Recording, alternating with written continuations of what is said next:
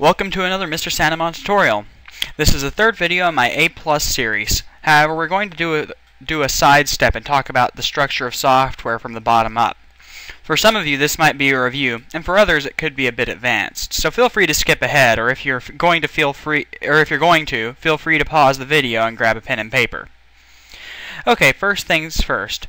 When we talk about how control is passed from the BIOS to the operating system, we'll be talking about Windows chiefly. This is in line with A+ objectives, as you need no knowledge of Linux to be able to pass the A+ exam. Okay, so let's get started. When you press the power button, it completes an electrical circuit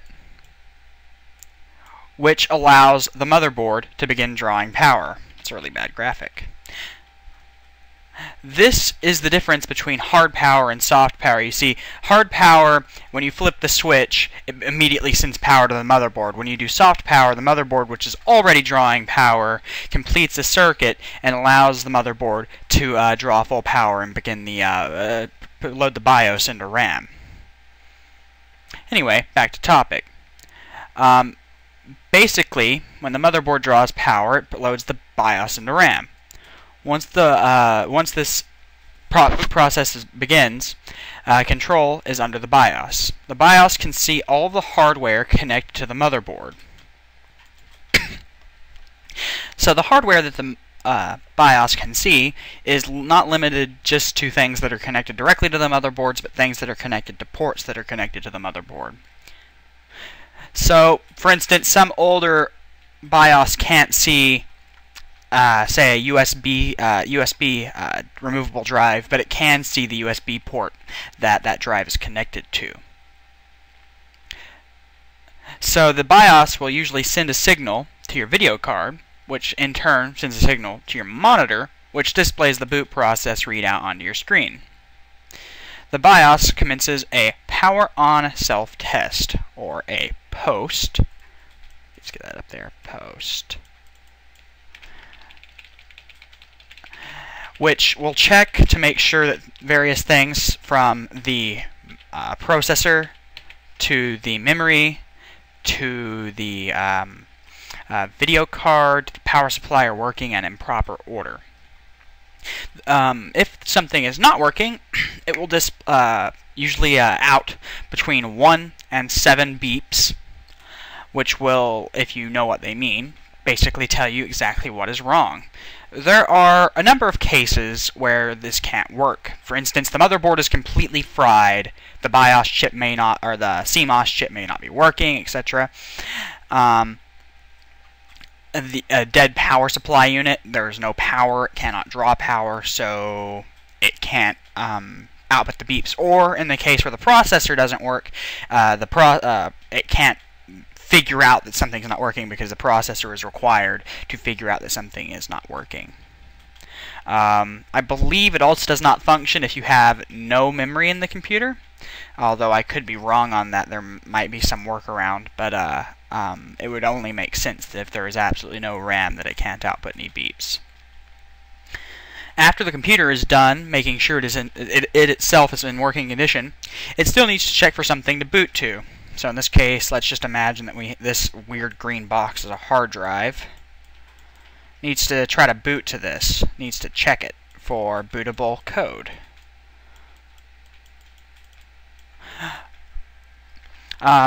Most BIOS GUI will allow you to change the boot order, which it goes down the list of, and if something's in the hard drive, then it'll boot to that. If nothing's in that, then it'll go to the next one, and the next one, and the next one. You can change the boot order. Say you didn't want it to boot to the hard drive, you could put that at the bottom and say you wanted it to boot to a disk or a CD for some diagnostic reason, or you're re-imaging the computer. So now we can move on to the boot process from the BIOS passing it on to the operating system. Let's assume you have Windows 7 on your hard drive in this case. There are several distinct phases of the boot process.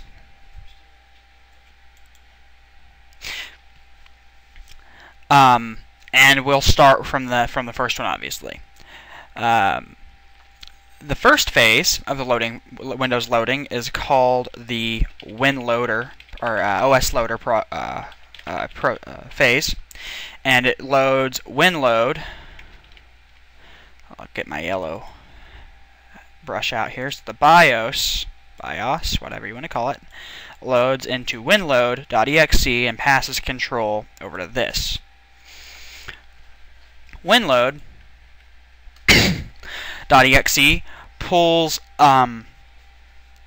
basic drivers that are needed to take full control from the BIOS over into Windows. And it allows, it also initializes the kernel, which will then load more drivers. But let's talk about the kernel for a second. Imagine the kernel as a bridge. On one side you have applications, and on the other side you have the hardware. The kernel takes these applications and allows them to interface with the hardware indirectly. This is a simplified version, obviously, of what the kernel is, but we would need a much longer video to discuss the various functions of the kernel in any depth. When the kernel starts to run winload.exe, it loads the registry hive and additional drivers into memory. So when this loads the kernel, we get our registry and we get our drivers. It's supposed to be a steering wheel. I'll just get rid of that and just write out drivers. Okay. After the registry hive and additional drivers are loaded into memory, the OS is ready to initialize. During this phase, most of the OS work is actually done, so we have various processes loading in, such as WinLogon,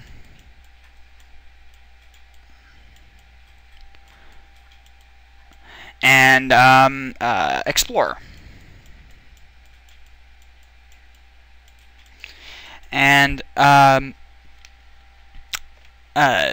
after you log on, obviously a couple of other things such as post boot and a couple of other things occur to make sure that you're managing memory properly. But those will you can look into in a couple of links I'll leave in the description if you want to read into in any more depth. But this is the basics of what you need to know for the boot process for the A+ specs. Of course, I'm sure you need to know more, and I know you need to know Windows 7 now. So when and a lot of other things happen in this phase that I haven't listed yet. So most of the operating system work is done, as I mentioned. The kernel initializes, plug and play initializes, services start, and various other things occur. Which you can look on that on one of the links in the description. And this will cover you up to post boot. This will cover you actually up until you're where I am in Windows right now. So to summarize, and I'll pull out my nifty little tool here and start listing out some bullet points. The power button sends a signal or completes an electrical circuit to the motherboard. Actually, the signal is really being sent from the motherboard, but the circuit, when it completed, allows the signal to transmit back around. Full circuit. To the motherboard, telling it to power on. The BIOS power on self-tests, just like the serial. The BIOS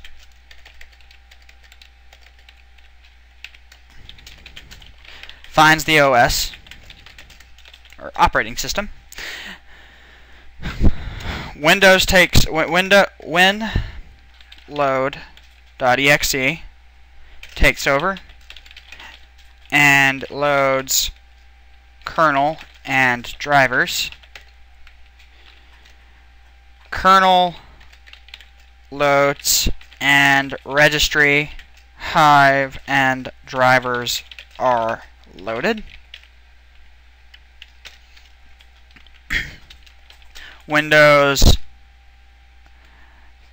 loads Explorer and logon component and non-essential drivers. Question mark profit. There's a little bit of magic in there.